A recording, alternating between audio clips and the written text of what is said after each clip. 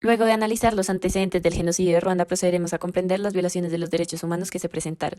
En primer lugar, hay que determinar el ámbito de aplicación de estos. Por un lado, tenemos el ámbito personal, que dispone que los tratados internacionales deben aplicar a todos los ciudadanos por igual con el fin de proteger y garantizar sus derechos. El ámbito territorial establece que los tratados debidamente ratificados deben aplicar en todo el territorio del país, mientras que el temporal dice que los tratados internacionales aplican en el tiempo una vez se ratifique dicho tratado. Finalmente, el material determina las temáticas principales de las que hablan los tratados que expondremos a continuación. La Declaración Universal de los Derechos Humanos establece un común ideal para todas las naciones y propone por primera vez los derechos humanos fundamentales que deben protegerse en el mundo entero.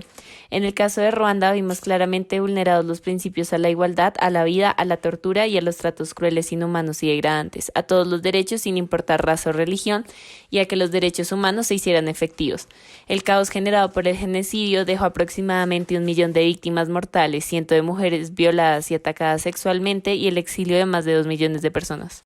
Esta convención busca eliminar cualquier distinción, exclusión o restricción basada en el sexo que tenga el fin de menoscabar o anular el reconocimiento, goce o ejercicio de los derechos de la mujer.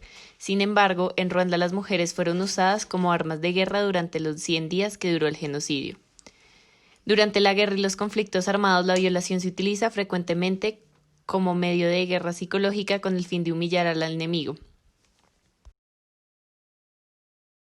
La presente convención dispuso que la tortura era todo acto por el cual se inflija intencionadamente a una persona dolores o sufrimientos graves por cualquier razón basada en cualquier tipo de discriminación, cuando dichos dolores o sufrimientos sean infligidos por un funcionario público u otra persona en el ejercicio de sus funciones públicas. Los tutsis fueron torturados con prácticas como obligarlos a mantener relaciones sexuales forzadas con mujeres infectadas con SIDA, cortar sus extremidades a golpe de machete, violaciones masivas, cientos de personas quemadas vivas en recintos cerrados o ejecuciones de niños y bebés, entre otras torturas. La discriminación racial consiste en toda distinción, exclusión, restricción o preferencia basada en motivos de raza, color, linaje u origen nacional o étnico que tenga por objeto o por resultado anular o menoscabar el reconocimiento, goce o ejercicio en condiciones de igualdad de los derechos humanos y libertades fundamentales en las esferas política, económica, social, cultural o en cualquier esfera de la vida pública. Existe una diferencia étnica entre los hutus y los tutsis que fue acentuada por los colonizadores europeos en el siglo XIX. Los estados deberán respetar y proteger los derechos de los niños especialmente. El 54% de las víctimas del genocidio fueron niños, niñas y jóvenes menores de 24 años. Los perpetradores del genocidio consideraron incluso a los bebés como una posible amenaza en el futuro.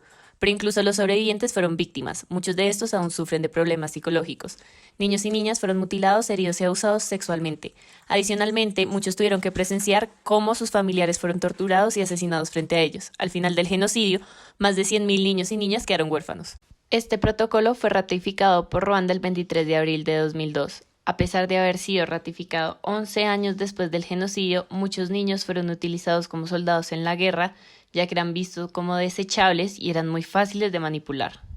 A pesar de estar vigente en 1994, dicha convención no fue respetada y fue totalmente desconocida.